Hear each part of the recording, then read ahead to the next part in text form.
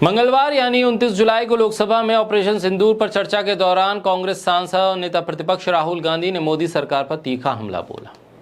उन्होंने पूर्व प्रधानमंत्री इंदिरा गांधी का जिक्र करते हुए मौजूदा प्रधानमंत्री नरेंद्र मोदी को चैलेंज किया कि वो अमेरिका के राष्ट्रपति डोनाल्ड ट्रंप के दावों का जवाब दें। राहुल गांधी ने लोकसभा में कहा कि डोनाल्ड ट्रंप ने 29 बार कहा कि उन्होंने भारत और पाकिस्तान के बीच सीजफायर करवाया। राहुल गांधी ने कहा कि अगर ये झूठ है तो प्रधानमंत्री नरेंद्र मोदी सदन में खड़े होकर कह दें कि ट्रंप झूठ बोल रहे हैं। उन्होंने प्रधानमंत्री मोदी को चैलेंज दिया कि अगर उनमें इंदिरा गांधी का 50% भी दम है तो सदन में कह दें कि ट्रंप झूठे हैं। कांग्रेस सांसद राहुल गांधी ने अपने भाषण में chief of defence staff CDS general Anil Chauhan के बयान का जिक्र किया। सीडीएस अनिल चौहान ने मई में कहा था कि जेट गिरे ये महत्वपूर्ण नहीं है, बल्कि क्यों गिरे ये महत्वपूर्ण है। राहुल गांधी ने यह भी कहा कि केंद्र सरकार की पूरी कवायद प्रधानमंत्री नरेंद्र मोदी की इमेज बचाने के लिए है। राहुल गांधी यहां नहीं रुके। उन्होंने कहा कि पहलगाम हमले पर उस हमले के बाद किसी भी देश ने पाकिस्तान की खुलकर निंदा नहीं की। उन्होंने कहा कि आतंकवाद की तो निंदा की गई, लेकिन एक भी देश पाकिस्तान की निंदा करने के लिए सामने नहीं आया। ये बहुत महत्वपूर्ण बात राहुल गांधी की तरफ से कही गई और राहुल गांधी के भाषण की सोशल मीडिया से लेकर राजनीतिक हलके हों या पत्रकारिता जगत के तमाम दिग्गज हों तारीफ कर रहे हैं। और आक्रामक रवैया जो उन्होंने अपनाया और जिस तरीके से भाषण दिया वो ये बता रहा था कि राहुल गांधी इस मुद्दे पर किस तरह से सरकार को घेरने के मादा रखते हैं। इसी दावे को कुछ अपने अंदाज में सुब्रमण्यम स्वामी ने भी उठाया। हालांकि सुब्रमण्यम स्वामी बीजेपी और खासतौर पर प्रधानमंत्री मोदी के आलोचकों की फहरिस्त में सबसे ऊपर नजर आ रहे हैं। ऐसा 2014 में नहीं था। सुब्रमण्यम स्वामी तो नरेंद्र मोदी की अगुवाई वाली सरकार के लिए बढ़ चढ़कर काम कर रहे थे, लेकिन अब कुछ हालात बदले हैं। एक इंटरव्यू, एक पॉडकास्ट के दौरान सुब्रमण्यम स्वामी ने यह दावा कर दिया कि प्रधानमंत्री के तौर पर नरेंद्र मोदी के कुछ दस्तावेज अमेरिका और चीन के पास हैं, जिसके चलते वो कभी भी इन दोनों देशों का नाम नहीं ले सकते। और उन्होंने अपने सूत्रों का हवाला भी दिया कि उनके पास चीन के कुछ लोगों की जानकारी है, कि चीन के कुछ लोगों से उनकी बात हुई है।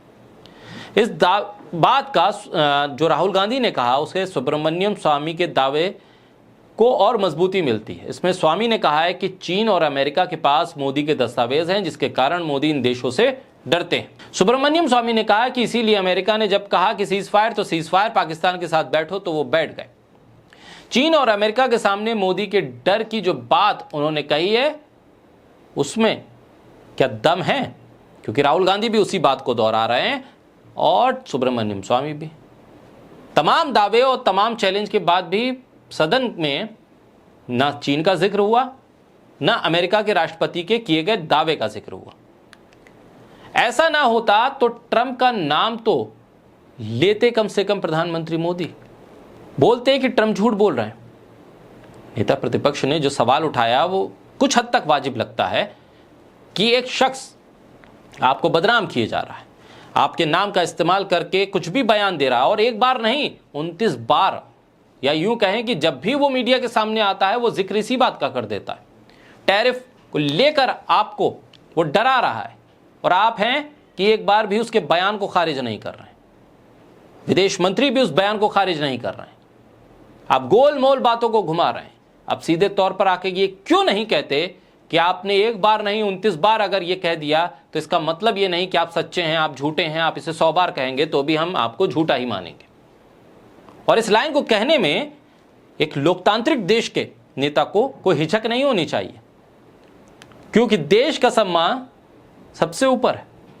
और प्रधानमंत्री अगर सदन के भीतर इस बयान को दे दें, आज नहीं दिया, उस डिबेट में नहीं दिया, तो बाद में कभी दे दें, तो शायद एक कड़ा मैसेज जाएगा अमेरिका को कि बस बहुत हुआ, अपना व्यापार अपने तक रखो, हम बहुत बड़ा बाजार हैं, लोग हमारे पास चलकर खुद आएंगे, हमें तुम्हारे बाजार की, तुम्हारे साथ ट्रेड की कोई जरूरत नहीं।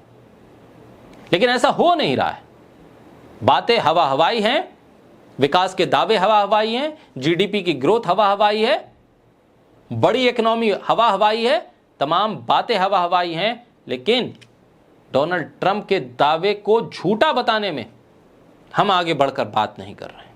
गले मिलने में तो हम बहुत आगे हैं, लेकिन जो शख्स हमारे गले पड़ रहा है बेवजह हमारे नाम को घसीट रहा है, उसको भी जवाब दिया जाना चाहिए था, लेकिन वो दिया नहीं गया। बहरहाल सुब्रमण्यम स्वामी ने कुछ और शंकाओं के दरवाजे खोल दिए हैं। राहुल गांधी सदन में बयान दे चुके हैं, चैलेंज कर चुके हैं, और इसके बाद भी प्रधानमंत्री की तरफ से या सरकार की तरफ से डोनाल्ड ट्रंप के वक्तव्य की निंदा या आलोचना या उसे नकारने जैसा कोई बयान भी नहीं आया है। बहरहाल ये उठापटक कब तक चलेगी? आने वाले वक्त में सरकार या प्रधानमंत्री की तरफ से जब तक सीधी आलोचना, जब तक सीधा निंदा का कोई शब्द नहीं निकलता, शायद तब तक ये तमाम बयान आना रुकेंगे नहीं।